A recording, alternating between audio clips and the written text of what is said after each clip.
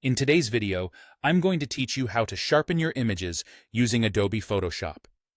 This is a fundamental yet incredibly powerful skill that can significantly enhance the quality and appearance of your photos.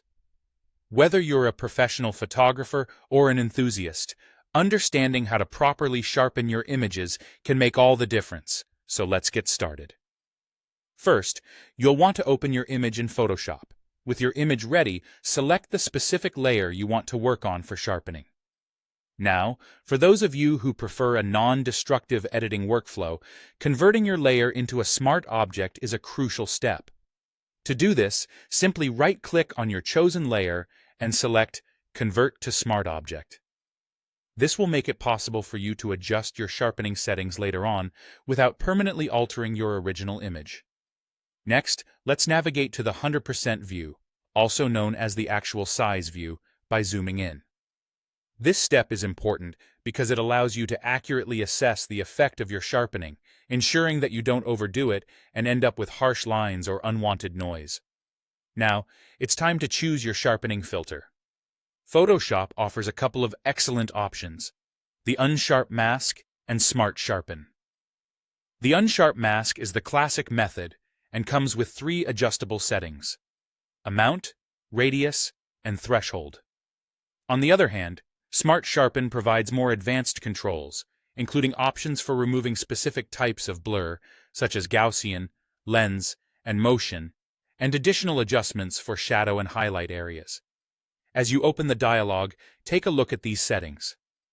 The amount determines how strong the sharpening effect will be. Next, the radius setting controls how wide the effect spreads around the edges of your image. Be mindful with this. Avoid using a very large radius unless you're working with an extremely large image, as this can create unnatural halos.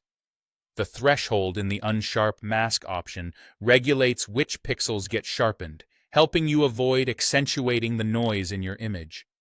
If you've chosen Smart Sharpen, take this opportunity to explore the Remove options, enabling you to counteract specific blur types.